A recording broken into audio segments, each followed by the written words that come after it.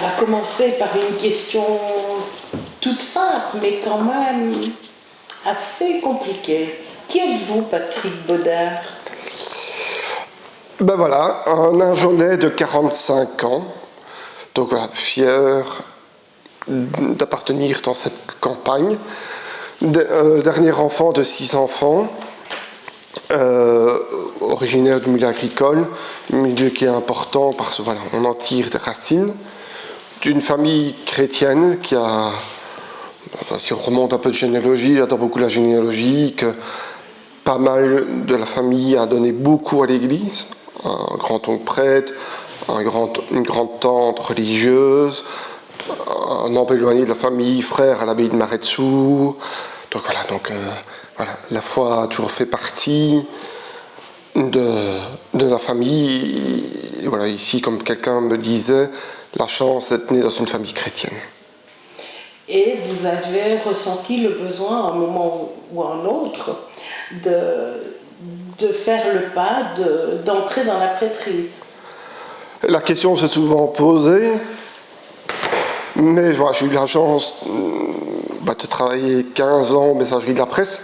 La question s'est toujours posée, mais voilà, je crois que le bon Dieu est patient et il connaît le cœur de chacun. Et c'est une grande chance pour moi d'avoir eu ce parcours-là professionnel. Et puis, à la suite des JMJ de 2013, peut-être que le Seigneur en a eu un peu marre d'attendre. Et il a appuyé un peu plus sur l'embrayage, où il a changé la 6e vitesse, qui a fait que voilà, la vie a changé. C'est comme ça que je suis rentré en 2017 au séminaire, quoi. Mais j'avais entendu dire aussi que vous aviez un passé de boulanger-pâtissier. Donc effectivement, voilà, après 3 années de rénover un peu, ça devenait un peu compliqué, donc je me suis retourné vers technique boulangerie, donc 4, 5, 6 ans technique boulangerie, donc voilà, j'ai adoré ce qui est là, mais en 7e, j'ai pu faire une 7e qui ne m'apportait pas, j'ai découvert le goût du voyage, et donc c'est comme ça que j'ai bifurqué dans la logistique, le travail de la logistique, mais toujours en gardant un amour pour la pâtisserie, chocolaterie, surtout. Et vous pâtissez encore régulièrement? Jusqu'à peu, j'avais encore l'occasion, puis maintenant voilà, ça devient un peu compliqué d'allier, mais j'ai besoin de temps en temps de pouvoir remettre la main dans le cambouis, si je peux dire, dans les premiers amours, voilà, pendant les grandes vacances, de faire une bonne tarte aux prunes, de retourner des bons nœuds, ou c'est voilà, c'est retourner à ses racines, à ses sources. Et puis c'est un plaisir, c'est un hobby, c'est un plaisir, c'est une façon de changer les idées aussi, quoi. De se vider la tête, oui. Mais ça vous fait quand même de sacrées expériences avant de vous tourner vers la prêtrise. Pour vous, c'est riche d'avoir, je ne vais pas dire autant hésité, mais d'avoir eu ces parcours. On a une autre vision de la vie, puisqu'on a été confronté au monde du travail, à avoir des responsabilités, donc c'est une autre vision, mais qui pour moi qui est formatrice. On a vu la vie. J'ai voyagé pas mal, j'ai beaucoup pu voyager, donc on voit que l'Église, elle est universelle parce que c'est la même Église partout, mais elle est plurielle aussi en fonction de là où j'étais avec les JMJ. On voit que beaucoup de choses. Donc voilà, pour moi, c'est un très grand plus. Mais est-ce que voilà, mais il y a le côté plus difficile aussi. Tout le monde n'est pas apte non plus à accueillir une vocation. Voilà. Donc on revient ici dans le système d'études. Voilà, quand on a l'habitude de travailler, d'avoir ses temps libres, de gérer et revenir à un modèle étudiantin, c'est pas évident non plus. Mais donc là, je pense qu'il y a une voie à revenir, quoi, à retourner un peu à un séminaire style Cardin qui avait compagnie aussi, de se dire, on voit fort à la mode que beaucoup se posent des questions et ont envie de faire des réorientations professionnelles. Donc on voit dans les statistiques le nombre de jeunes qui font des réorientations professionnelles. Et c'est vrai que le système du séminaire comme ça ici, cette année académique, ne peut plus correspondre à des gens qui ont une certaine tranche d'âge et qui ont un parcours professionnel. Donc c'est peut-être une voie à questionner et de dire aussi, tout en apportant du savoir, mais voilà, ça c'est peut-être une voie aussi un peu à aller revoir aussi, de se dire, voilà, est-ce que le modèle séminaire est-il encore optimal, quoi, tel que je l'ai connu, est-ce qu'il est encore optimal? Je vois ici un séminariste qui a 52 ans, c'est pas la même chose que si on rentre à 17 ans et 9 mois, quoi. Donc, ça devient compliqué, parce qu'on a la pluralité, donc on ne peut pas faire 10 séminaires, mais il faut... Voilà, ça devient... Et comment imaginez-vous votre ministère? Il n'y a pas de réponse à ça, quoi. C'est un abandon. C'est faire connaître l'Évangile, c'est faire connaître le Christ, c'est rendre l'Eucharistie belle et pas un geste fonctionnel ou une habitude, c'est vraiment rencontrer comme ça. Mais voilà, il faut s'abandonner beaucoup. Et puis tout dépend de la fonction où on sera envoyé en mission aussi, quoi. Je dis, quand on est envoyé en mission, il y a une double inculturation. Nous, on arrive dans une communauté, la communauté nous reçoit, la communauté, elle a un vécu. Donc c'est toute cette inculturation-là qui... Voilà, il faut essayer de trouver des points communs pour avancer ensemble, vers les mêmes objectifs. Et voilà, il faut slalomer ensemble. Et si on voit que c'est pas arrivé, but en blanc, tout cassé, non, c'est voilà, la pédagogie des disciples d'Emmaüs, quoi. Quand le Christ parlait avec eux, il leur a dit, bande d'ignards, 2 paires de claques. Mais non, il a fait un chemin avec eux, quoi, pour amener leur cœur.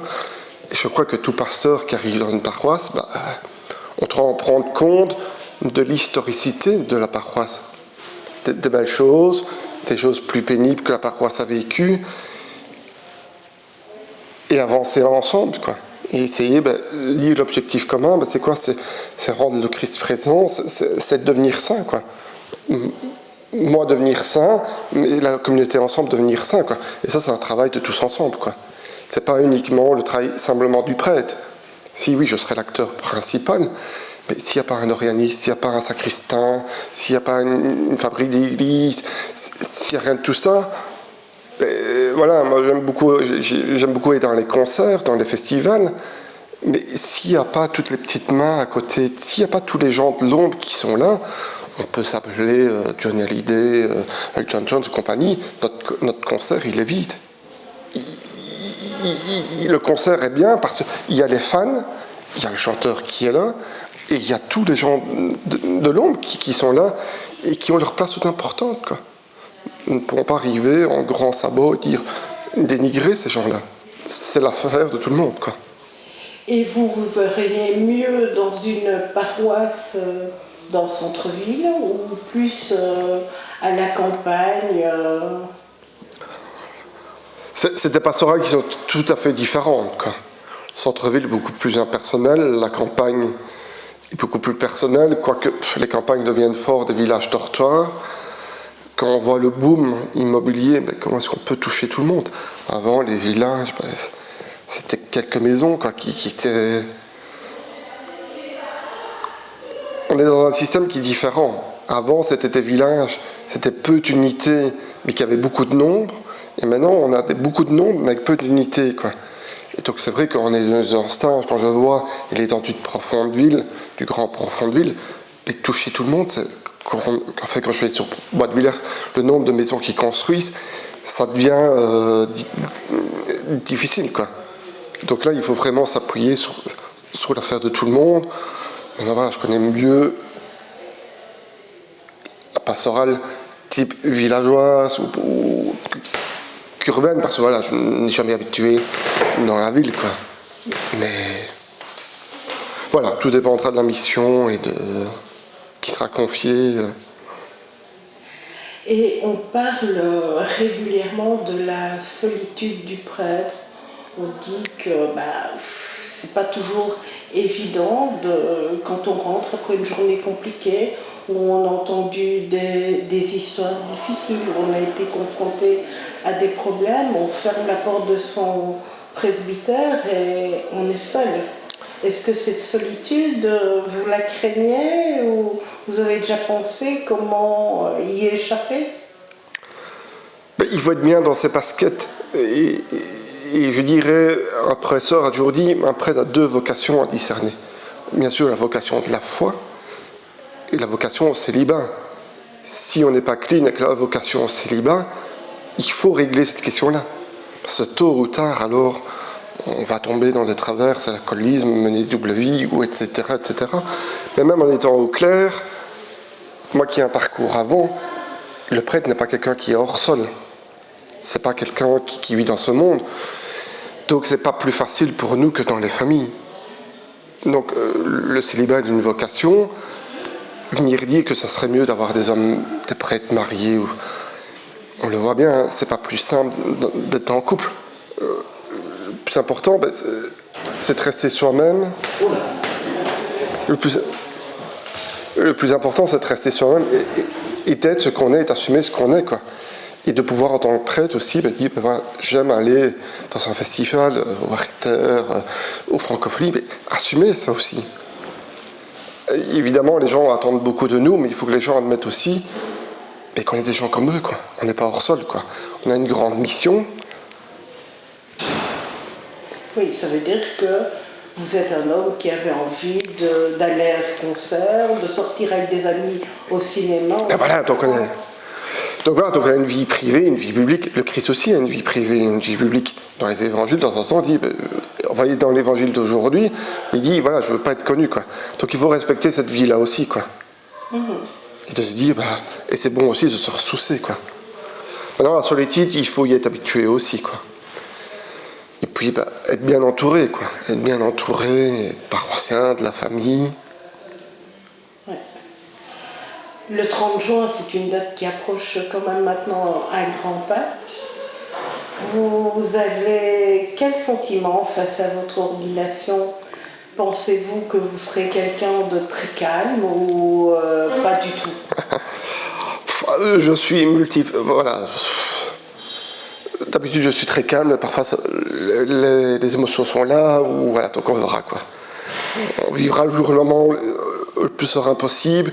Enfin, je sais qu'il y aura une bonne équipe qui sera derrière, donc voilà. Puis il faut se dire, c'est pas son affaire, quoi.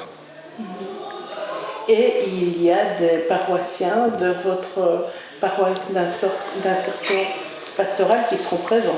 Oh, probablement. Donc l'invitation est lancée grandement à tout le monde.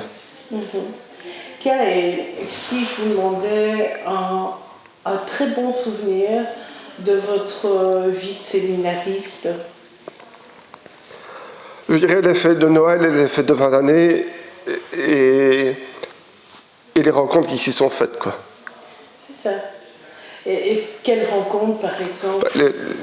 Les rencontres entre séminaristes, quoi. On vit quand même là, on a quand même une vie fraternelle, quoi. Donc comme là, c'est quand même important. C'est nos futurs confrères aussi, quoi. Avec ce qu'on est, nos qualités, nos défauts. Personne n'est parfait, mais c'est déjà, voilà, si on ne fait déjà pas fraternité au séminaire, comment est-ce qu'on peut faire fraternité dans le presbytérium ?